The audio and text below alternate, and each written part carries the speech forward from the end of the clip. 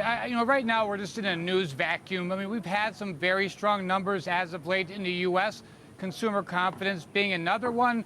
But the vacuum is, until we get clarity on China, we won't see any meaningful economic data from them until the second week in October. Until the confusion over the FOMC statement is ironed out, or the third quarter earnings season that starts October 12th. Until those things start to come out, we're just going to continue in this broad and volatile trading range. The good news about today is that it wasn't as bad as yesterday, but buyers are still on strike. It's very illiquid right now. Just while we are speaking about that data, we have the September jobs report coming out on Friday. Do you see this changing the narrative at all around the domestic growth or the Fed's policy?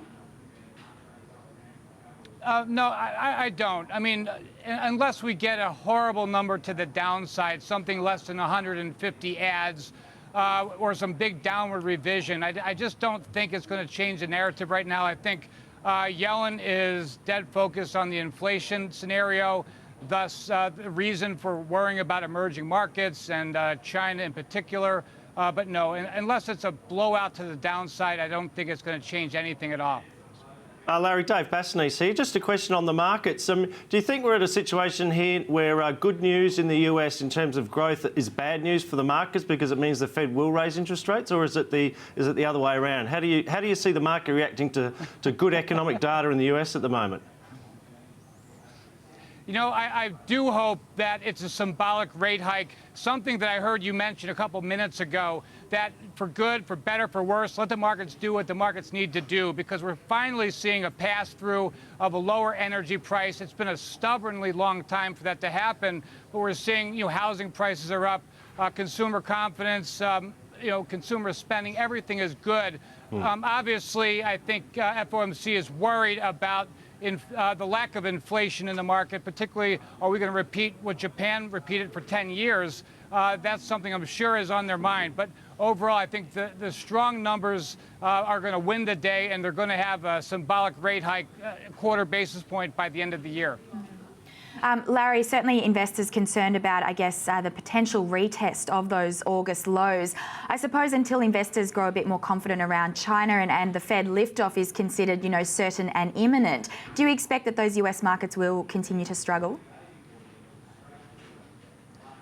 Yes, I do think they'll struggle only because once this does get sifted out, and assuming it gets sifted out the right way, I do once again think that an overweight in equities means an overweight in Europe and Japan, and being very selective in the U.S. Even though our economy is strong, I just think we're fully valued. I still don't think stocks are necessarily cheap here in the U.S. relative to Europe, relative to Japan. So my overweight still is east and west of the United States. Larry, just a question on you. You mentioned that the Fed is focused on inflation and trying to get it to 2%. Now, my own kind of analysis says if you look at the US historically over the past couple of decades, inflation's rarely been at 2% or above. The core PCE, it's actually averaged like 1.7.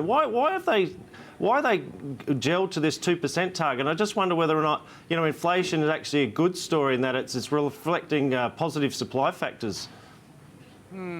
Yeah, no, I love your thinking. I mean, when you look at the expenses here in the U.S., especially the non-tradables like healthcare, like school tuition, et cetera, inflation is well over 2%. So I'm not sure what I know where these numbers are coming from, but they're not realistic in my view. So yeah, right. I do think we're closer to 2% than not, but I think I'm thinking that the Fed is realizing this might be a lag in the pipeline, a lag into the economy, that we might be, facing something like Japan faced for a 10-year period, given the sheer velocity of money or lack thereof, and raising rates when you have so much money around, it's going to be a bad thing. So that's probably what they're weighing. At least that's how I read it here on the markets. Larry, we speak about this most weeks, but does your base case still remain December for liftoff?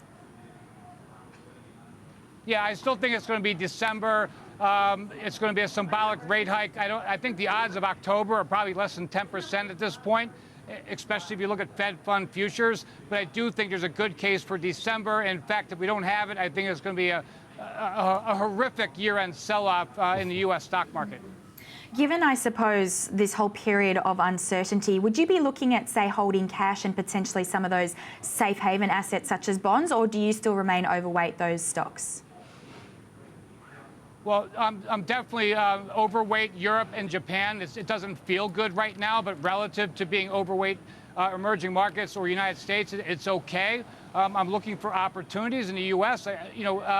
Healthcare in particular, that has still been an outperformer year to date, month to date, but lately it's gotten smashed. So it might be a good time to balance the portfolio with healthcare. But all that to say, be very selective, especially like in the currency markets. I think British pound versus Aussie dollar right now is a good trade to have. Commodity currencies in general have a little bit of ways to go. U.S. dollar is behind the yen, the Swiss, and the euro in terms of being a good funding currency.